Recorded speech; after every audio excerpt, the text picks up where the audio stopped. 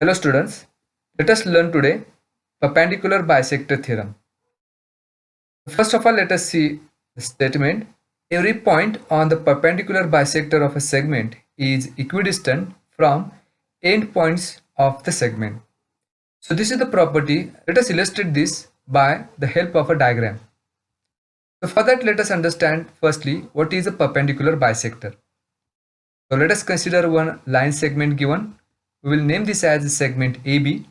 Now if we draw a line perpendicular to segment AB, which is passing through the midpoint of segment AB, then the given line L is the perpendicular bisector of segment AB. So as it is a perpendicular bisector, the line L is perpendicular to segment AB, and as M is the midpoint of segment AB is divided into two equal parts, that is segment AM and segment BM. So that's why line L is a perpendicular bisector of segment AB. Now the property is, if you take any point on line L, it is equidistant from the end points of segment AB. So in this case, point A and point B are the end points of segment AB.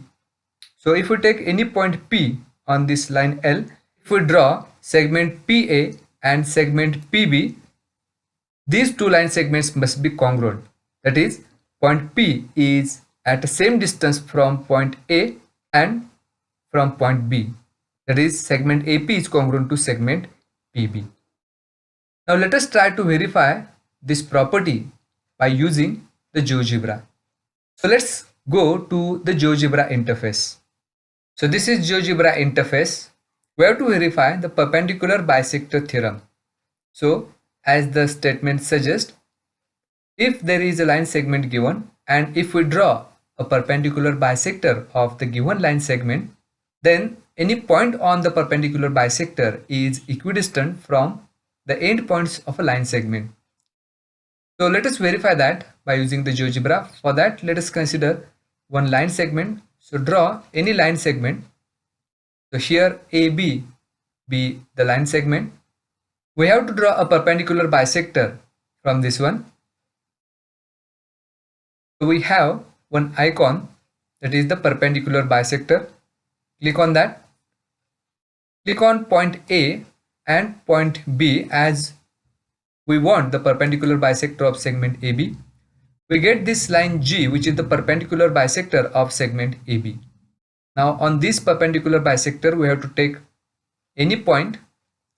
So click on a point icon and click on anywhere on this perpendicular line.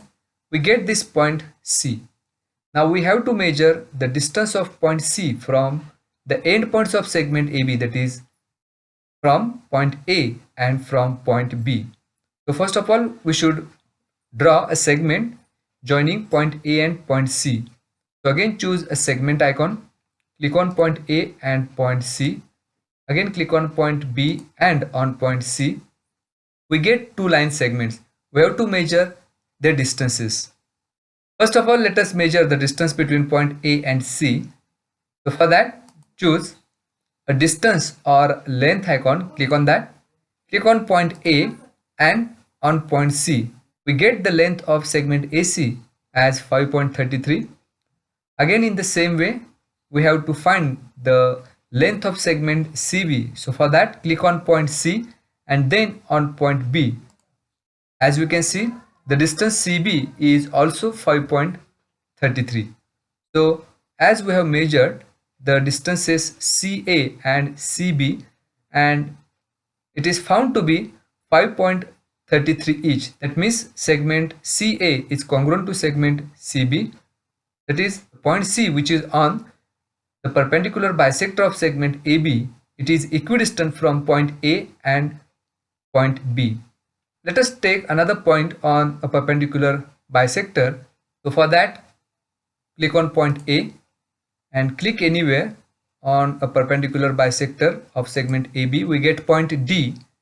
Again we have to draw segment AD and segment BD, and again we have to check whether the distance AD and distance BD are same or not.